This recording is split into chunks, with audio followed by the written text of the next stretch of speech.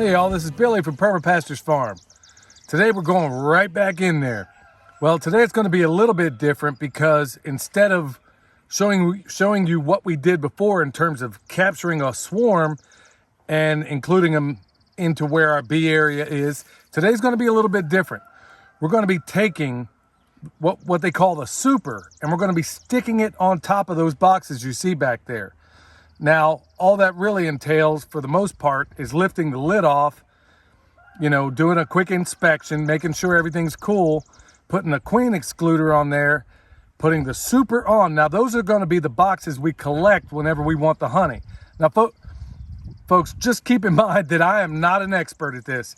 And this goes right back to what we were talking about before, where each of us has an area in farming, in permaculture, all those things that we love, that we're really good at. And in this case, it's Michelle, but she's a little averse about being in front of the camera. But basically, I'm relaying what she has taught me and what she's learned from others. And it's a work in progress because for the most part, even though we've been doing this for, 4 years now, or at least she and William have, I'm just now getting really involved in the last year and a half. So this is a learning process for me as well. And I'm sure a number of you out there. So with that said, we're going to get a lot of things we got to do today. So with that said, we're going to grab these boxes out of the back of this truck, get them over here, get it done.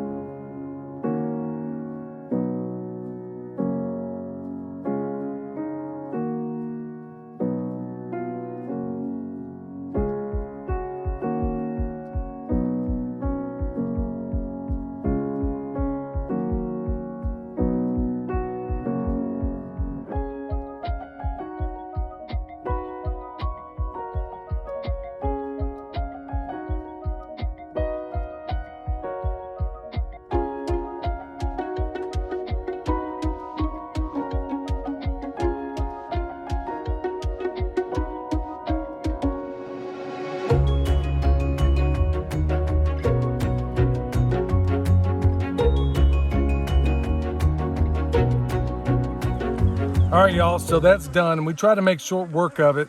It went and got cloudy on us, and typically on cloudy and windy days, these guys don't exactly behave the best. I mean, you can only imagine, if somebody broke into your house. So anyway, we went down there, added the supers on, put the little metal grate you saw in there was a queen excluder. That's all done. But one curious note, folks, that William insisted that we point out is that these bees behave night and day differently when you have a cell phone around them. I don't know why. Do you have any other reason why? I think it's the radiation. They don't like that radiation around them. Yeah, it could be that. I can't imagine what else it might be. But it sure is funny that every time I'm down here, when I got to work near them and I have a cell phone in my pocket, usually I'm listening to a podcast or something like that, I'm starting to wonder why they always seem to become more aggressive. But when I leave it in the truck and then I'm playing whatever I am from the truck and I'm separate from it, I never seem to have any problems. So is there a correlation? Possibly. I don't know. Anyway, it'd be something to be curious about.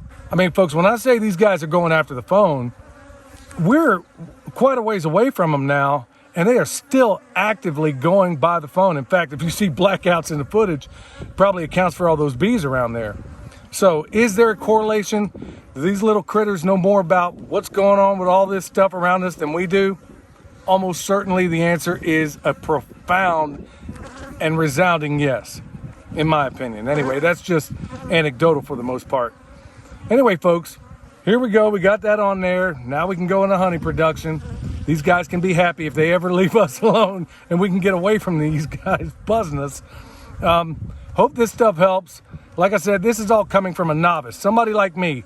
So folks, those of you out there that are considering possibly getting into this, if somebody like me who was, I don't know, I wouldn't call it a phobia, but I definitely had a very healthy respect for them. If I can get to the point where I'm pretty darn comfortable around them, even when they're aggravated, then you can too if you have an interest in this sort of thing. So go check out your local beekeeping groups. And folks, there's almost certainly one near you somewhere. It's the best place to get this advice. You don't necessarily have to go online, although that does help. You don't have to pay money for an expensive course. You can find exactly what you need and the people that can help you best. Not me, not anybody else on YouTube per se, but the people around you are the ones that are going to know the best. And honestly, like any other group out there, folks, the people that are most passionate to teach you this stuff are within these groups. You'll find that in any group, any small outlier of a group. So folks, I mean, you're hearing it from a very novice person. Let's hear from somebody who knows a little better. Why did we put them supers on right now? Well, our honey flow is about to start. I think it's at the end of May. That's when like our black locusts and our blackberries are in full blossom. And also when your top box, when 8 out of those 10 frames are drawn out and filled with brood and honey, that's when you want to put the supers on so they have something else to fill.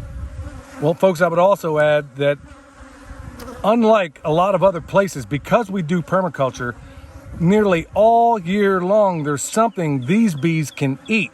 Unlike, let's say, a monocrop, where it's going to be a small window of time.